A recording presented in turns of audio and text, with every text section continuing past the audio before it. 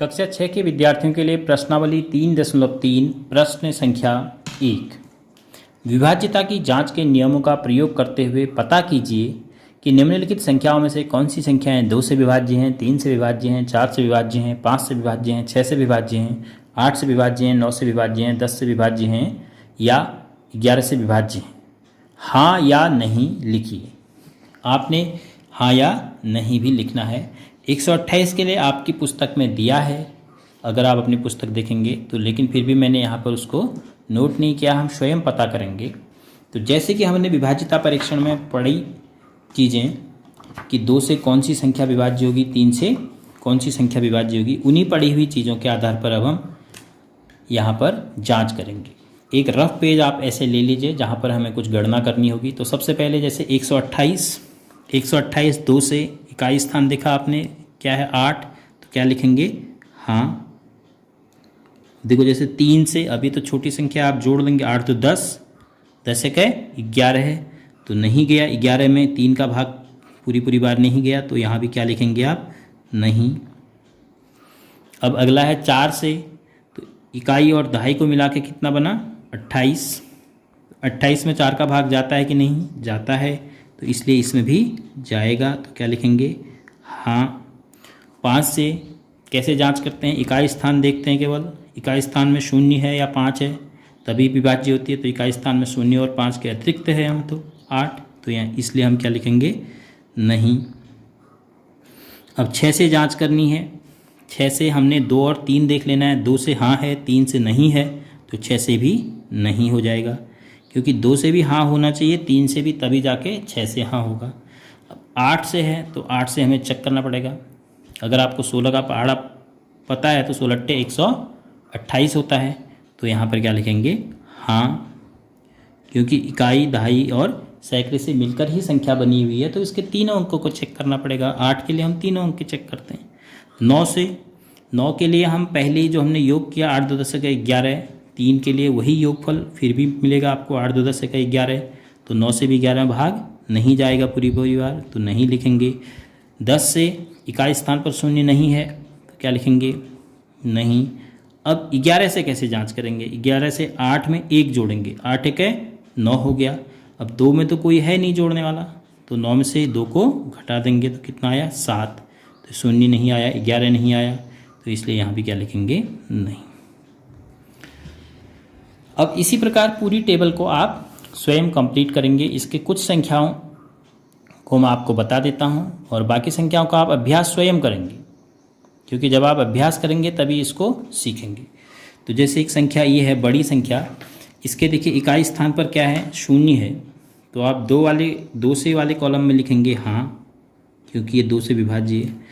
अब 3 के लिए हमें जांच करनी है, 2 1 3, 9 3 है 12 है, 12 है 3 है 15 है, और 15 6 21, योगफल 21 आ रहा है इसके अंकों का, तो हम क्या लिखेंगे हाँ, क्योंकि 3 से 21 में भाग जाता है, 3 7 21।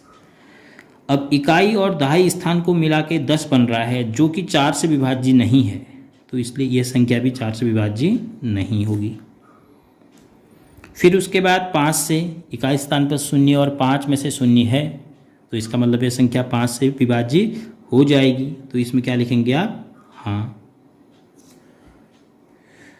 उसके बाद 6 से चेक करना है। अब 6 से देखो 2 में भी हाँ लिखा है, 3 में भी हाँ लिखा है, तो 6 में भी आप क्या लिख देंगे हाँ, क्योंकि 2 से जा रहा है, 3 से जा रहा है, तो 6 से भी जाएगा। फिर 8 से, अब चूंकि 4 से ही विभाज्य नहीं है, तो 8 से तो संभव ही नहीं है। 210 4 से नहीं है, तो 8 से भी नहीं होगी। भाग देखिए, देख भी सकते हैं आप, 8 दूनी 16 है, 5 बचा, क्योंकि 200 इकाई दहाई और सैकड़े को मिला के क्या बन रहा है 210, तो अगर आप 8 का भाग देंगे तो 8 दूनी 16 है, 5 0, तो 8 छक 40, फिर भी आपके पास क्या बच जाएगा 2 से स्पल हो जाएगा, तो क्या लिखेंगे 8 से भी नहीं। अब 9 से आपने जब 3 के लिए जांच किया था तो योग कितना आया था 21, 9 से 21 में भाग जाता है नहीं, तो क्या लिखेंगे इसमें भी नहीं।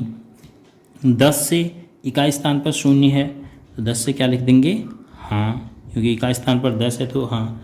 अब 11 से हम जांच कर लेते हैं, रफ में थोड़ी गणना कर लेते हैं।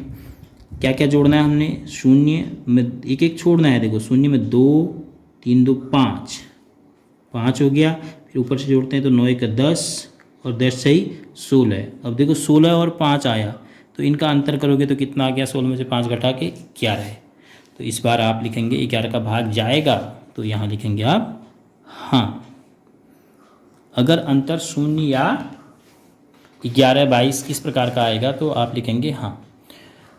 उसके बाद दूसरी बड़ी संख्या है, बाकी टेबल आप स्वयं पूरी करेंगे। ऐसे ही आप अपनी टेबल बना लीजिए, ई लर्निंग की जो कॉपी है, और उसमें आप उसको ऐसे एक रफ पन्ना लीजिए, गणना इसमें कीजिए और जांच करने के बाद आपको हाँ और नहीं में जो भी उत्तर मिलता है उसमें नोट कीजिए। तो अगली संख्या है 4,29,714 है।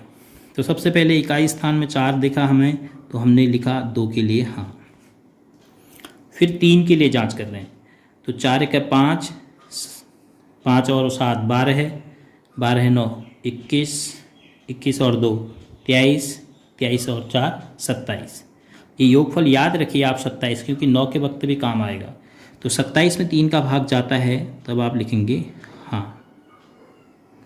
अब 4 से इकाई और दहाई को मिला के बना है 14 है, 14 में नहीं जाता है 4 का भाग, तो क्या लिखेंगे नहीं। फिर 5 से इकाई और दहाई इकाई स्थान में 0 और 5 के अतिरिक्त कोई और है, 0 होता हाँ, 5 होता हाँ, तो यहाँ पर क्या है 4 है, तब हम क्या लिखेंगे इस बार नहीं। फिर उसके बाद 6 से 2 में भी हाँ है, 3 में भी हाँ है, 2 से भाग जाएगा, 3 से जाएगा तो 6 से भी भाग जाएगा। उसके बाद 8 से चूंकि 4 से नहीं है तो 8 से भी निश्चित रूप से नहीं होगा, जिसमें 4 का भाग नहीं जा रहा है उसमें 8 का भाग जा ही नहीं सकता। फिर उसके बाद 9 से में योग कितना आया था, 27 आया था, तो 9 तियां 27, तो इस बार इस संख्या में 9 का भाग जा रहा है, तो लिखेंगे हाँ। 10 से इकाई स्थान में 4 है, 10 से भाग जाने के लिए 0 होना चाहिए, तो क्या लिखेंगे नहीं। अब 11 है, जिसमें आपको थोड़ा काम करना पड़ता है। देखो 4 में 1 छोड़ेंगे, देखो 4 7 4 है 11, और 11 2 13 है, 13 आया जोड़ के, आप उसको नोट कर लीजिए।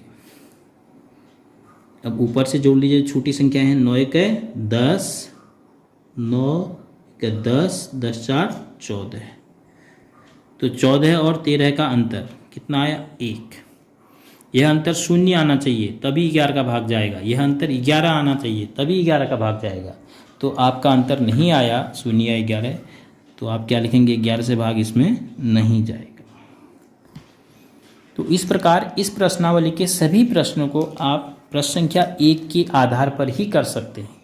बस केवल आपने प्रश्नों में जांच करनी है, कहीं पर 8 की जांच करने को कहा गया, कहीं पर 6 की, तो आप इस प्रश्नावली के बाकी प्रश्नों का स्वयं अभ्यास करेंगे।